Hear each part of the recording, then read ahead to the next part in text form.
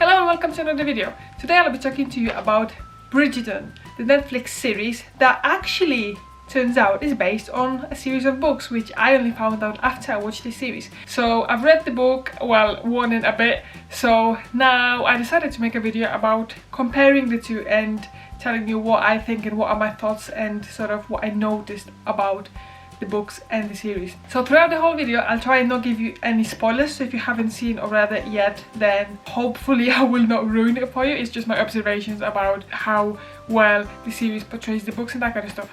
But if you don't know what it's about, it's kind of like a boy meets a girl, but not really, because it's all happening in the Victorian times. So basically the series is about the season in the upper class society, so that's when young women that come of age to get married try to secure a marriage proposal in the society, and it's all like happening with their mums, so their mums try to make sure that they meet all the best bachelors and they go to all these events, and there's quite an interesting insight when it comes to like history and how things were back then and costumes and that kind of stuff. So it's not just like a pure romantic thing to watch, it's actually quite interesting as well. So the series popped up on my Netflix. Now I don't really watch much Netflix, but when I do, it's like I watch the whole thing. So I watched this series and I found it good, quite interesting, and like the story was really good. I like a bit of drama that was happening. It kind of made me want to watch another and another episode, so I really enjoyed the series. There was a lot going on.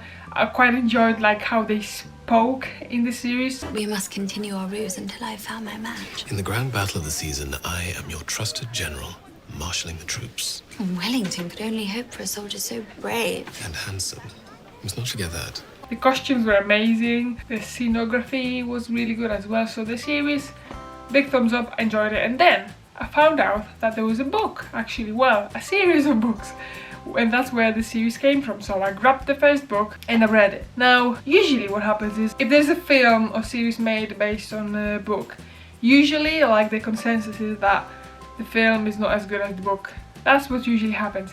Apart from with this one book and film where actually they were both amazing, and that is Me Before You. And I think it's because the author of the book was really involved in the film.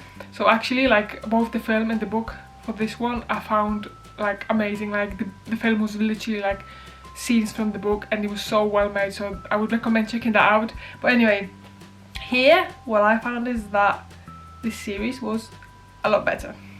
So just to kind of expand on it, the book I found very basic. The way the events were progressing from each other, like the storyline, I just found it like bland. And same when it comes to like the dialogues between the characters, they weren't very, I don't know, sophisticated, or I just found it very basic.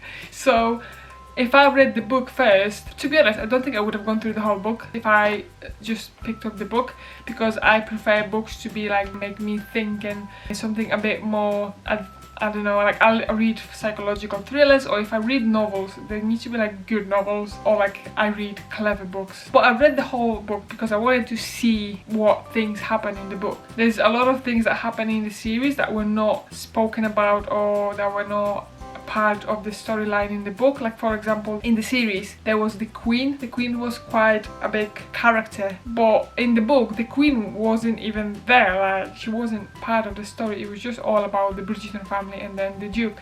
So yeah, and there was a few other things that were happening in the series which did not exist at all in the book. Then the main characters, again, in the series, I found them much more interesting and charismatic, and they had more personality, while in the book they were just like plodding along, how do you say it? Anyway, yeah, it was just like very slow. But anyway, after I read the first book, I decided I wanted to read the second book. The second book is The Viscount Who Loved Me, and this one goes into the story of Anthony, the eldest brother in the Bridgerton family. I downloaded a sample to my Kindle, and yeah, I mean, I've not even finished the sample, and I don't think I will, and I don't think I will buy that book because it's just plain boring. It's just like, right, there's Anthony doing things and then there's this girl, and straight away, right, okay, so them two are gonna come together and that's it. Like I can see what's gonna happen by not even finishing the sample. Yeah, not for me. I mean, if you're into that kind of books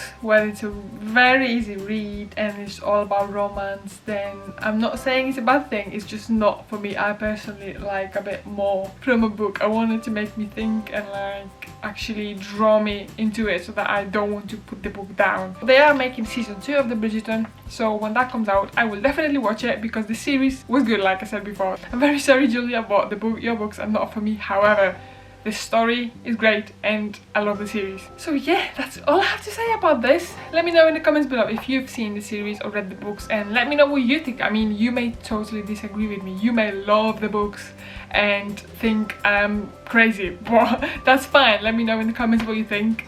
And if you enjoyed this video and made it to the end, then please don't forget to leave a like and subscribe so that you don't miss any of my new videos. Thanks again, and hopefully I will see you in the next video.